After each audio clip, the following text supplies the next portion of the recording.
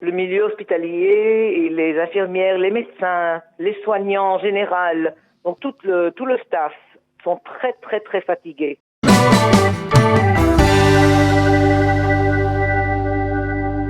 Alors, vous êtes infirmière, Alain Yaddo. On a eu l'occasion de vous parler plusieurs fois sur cette antenne. Comment ça se passe ce matin dans le service ? La seconde vague est arrivée beaucoup plus tôt que nous le pensions dans tout le pays. Pour l'instant, le département du Corona qui était fermé pendant le dernier mois et demi est rouvert avec 19 patients. 3 d'entre eux sont ventilés. Disons que la seconde vague est un peu différente de la première. Et dans les symptômes que nous voyons, mais il y a énormément de gens qui ont besoin d'être hospitalisés. L'âge moyen est plus jeune. Disons que la première vague, nous avons vu des gens de 65, 70, 80. Aujourd'hui, nous voyons des gens qui ont 40 ans, 50 ans, beaucoup plus jeunes. Alors, et quand vous dites des symptômes un peu différents, ça veut dire quoi ? Disons que les symptômes sont beaucoup plus une perte d'odorat et de goût, avec des maux de tête, une fatigue intense et une difficulté respiratoire qui est moyenne. Les gens arrivent dans les hôpitaux pour d'autres raisons. Disons que la première vague, ils arrivaient avec des problèmes respiratoires, des fortes fièvres. Nous voyons beaucoup moins les fortes fièvres aujourd'hui. Ça veut dire qu'il y a des gens symptômes. Il y a des gens qui sont malades et qui n'ont pas de fièvre, par exemple ? Oui, absolument. Absolument. C'est un petit peu angoissant parce que du coup, on ne sait plus à quel sens vouer. Oui, mais il y a d'autres symptômes. Des maux de tête, la fatigue intense, les problèmes musculaires, donc exactement comme avant les grosses grippes, quoi. Donc ces gens-là sont en général alités à la maison, n'ont pas de force, ça les effraie. Ils téléphonent aux urgences, on les fait venir. Et alors on voit qu'ils sont un peu déshydratés, qu'ils n'ont pas bu, n'ont pas mangé quelques jours à la maison. Ils n'ont pas la force de se lever même pour aller boire. Donc ça empire un peu la maladie. Il y a d'autres dangers, le fait d'être déshydraté quand vous êtes alité quelques jours et que vous respirez à un taux de respiratoire qui vous fait perdre énormément de liquide. Alors justement, est-ce que vous qui êtes responsable, on va dire, de la mise en place en cas de dégâts, d'urgence, etc. À l'hôpital, est-ce que vous avez pris des décisions en fonction du nombre de malades qui augmentent et qui arrivent ? Est-ce que vous allez faire des choses un petit peu différentes ? Les décisions sont des décisions nationales. Non, bien Tous sûr. les hôpitaux d'Israël augmentent leurs lits pour les malades de Corona. Disons qu'on envisageait en hiver qu'il y aurait une forte vague. On a été surpris que cette vague a commencé déjà cet été. Mais en fait, les lits déventilés, les grands lits, les grands nombres, c'est pour l'hiver, en fait, qu'on les prépare. Alors, lits, il y en a assez, des appareils de ventilation, il y en a assez, il y a assez de tout. Mais nous espérons que les malades n'arriveront pas. Alors justement, on parle de malades plus jeunes, 30, 40, 50 ans. Oui. On a l'impression que c'est moins grave, en tout cas nourri par tout ce qu'on a lu et entendu pendant la première vague. Est-ce que c'est une bonne façon de réagir ou ça peut être... Oui, c'est une bonne façon de réagir, absolument. Disons que nous arrivons à les remettre sur pied en moins de jours, moins de complications, mais disons que c'est important qu'ils passent par le milieu hospitalier pour recevoir les soins intensifs qu'ils ont besoin, même si ce n'est que 2-3 jours, et puis retourner à la maison et les remettre sur pied. Alors, j'imagine qu'on n'a pas encore de recul pour savoir s'il y a des séquelles au coronavirus, même s'ils sont guéris. On a vu, après la première vague, que certains avaient des séquelles assez lourdes, des séquelles au niveau du cœur, au niveau de la sphère respiratoire. Oui, absolument. Nous n'avons pas ce recul encore. D'accord. C'est un peu trop tôt. C'est un peu trop tôt pour l'instant. D'accord, mais ça veut dire... Les mêmes phénomènes, ce sont des hommes en particulier. Donc nous avons sur les 20 personnes que nous avons aujourd'hui, nous avons 19 hommes et une femme. Donc c'est une maladie d'homme, c'est pas une maladie de femme. C'est très intéressant à voir. C'est un phénomène que nous n'avons pas connu parce que dans les autres grippes annuelles que nous voyons, il n'y a pas un partage entre hommes et femmes. C'est très très intéressant. Pour nous les soignants, c'est un phénomène assez intéressant. Alors, Nous donnons énormément de plasma, je ne sais pas comment on dit en français, mais c'est du plasma de patients qui ont passé le corona et qui ont formé des antigènes.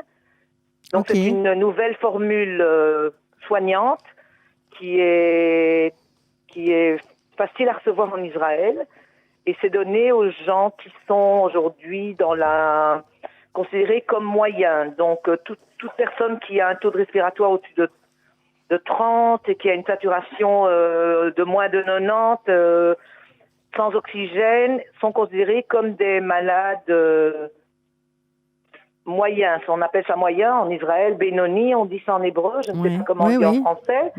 Donc il y a tout un système de soins qui est donné selon des techniques qui ont été maintenant décrites, qui sont un peu différentes et un peu plus agressives que dans la première vague, puisque nous avons le luxe d'avoir énormément de volontaires qui donnent leur sang avec les antigènes déjà dedans.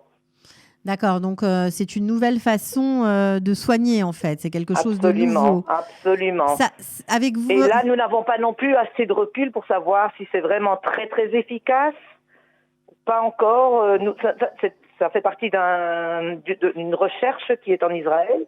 Donc tout ça fait partie d'un immense groupe de personnes et nous voyons les résultats et nous espérons apprendre, nous espérons en tant que pays, donc pas en tant qu'hôpital, personnel, de voir donc les gens qui ont reçu ce plasma, si c'est effectif ou si ce n'est pas effectif, si ça vaut la peine de continuer, de ne pas continuer. Donc, comme dans tous les pays du monde, nous expérimentons, mais en pensant que c'est pour le bien, évidemment. Pour l'instant, nous voyons de bons résultats. Alors justement, puisque vous êtes infirmière Lydia Lanxner et qu'on a entendu évidemment la plainte des infirmières du pays en disant que beaucoup d'infirmières avaient été mis en isolement et donc la charge de travail était énorme pour celles qui restaient en fonction. Il y a une menace de grève qui plane. Est-ce que vous pouvez nous en dire un petit peu plus ? Est-ce que vous êtes concernée par ces nouvelles ? Absolument. Le milieu hospitalier et les infirmières, les médecins, les soignants en général, donc tout le staff sont très très très fatigués. Très fatigués.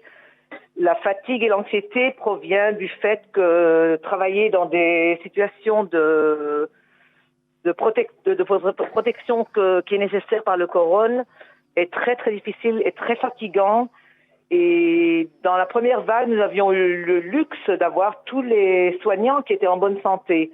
Donc, toutes les 4 heures, la première équipe qui travaillait pouvait venir se reposer, enlever leur gaine de protection et se reposer, boire et avoir au moins 1 heure ou 2 de repos.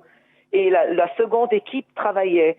Aujourd'hui, nous n'avons plus ce luxe parce qu'il y a énormément de gens parmi les infirmiers et les médecins qui sont eux-mêmes atteints ou en quarantaine à la maison. Donc, nous n'avons pas autant d'équipes. Et malheureusement, il y a un manque d'équipes soignantes en Israël. Alors, quelles sont les revendications ? Qu'est-ce que vous aimeriez ? Plus de personnel, que des infirmières soient recrutées, qu'on donne peut-être la possibilité à des infirmières qualifiées qui n'ont pas encore leur permis de travail de venir vous soutenir. Je pense aux infirmières de France. Tout ça est fait déjà. Tout ça est fait. Tout ça a déjà été mis en action. Mais c'est pas encore suffisant. Et le problème, c'est que dans la première vague, les Israéliens se sont tenus à la maison, ils ne sont pas arrivés dans les hôpitaux. Nous avions donc des hôpitaux qui étaient pratiquement vides.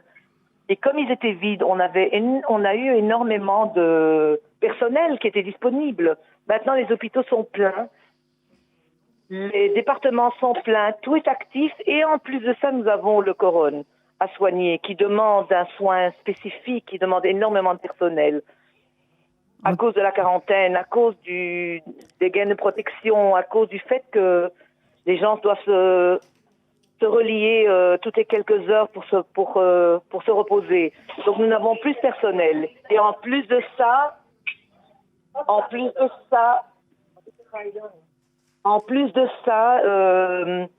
il y a énormément de malades parmi les infirmiers et les médecins. Alors, mais donc, quelle pourrait être la solution pour soulager le corps médical? Je ne peux pas vous donner la solution. Promis par le ministère de la Santé au point de vue financier, au point de vue support économique et tout ça, n'a pas été donné. Dans les chiffres qui ont été promis, les hôpitaux eux-mêmes sont en problème économique, même pour payer les salaires des gens. Donc c'est un engrenage, si vous voulez, économique national qui est très très difficile pour l'instant.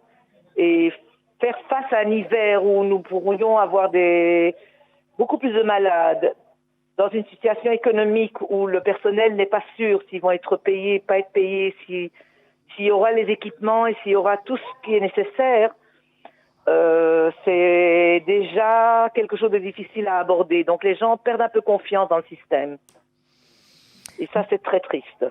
Ok, en tout cas, j'espère vraiment que vous allez faire attention à vous, protégez-vous bien, continuez de travailler comme vous le pouvez. On espère que cette grève n'aura pas lieu et que le gouvernement trouvera une solution. Voilà, j'imagine que c'est aussi le désir de toutes les infirmières de trouver une solution négociée.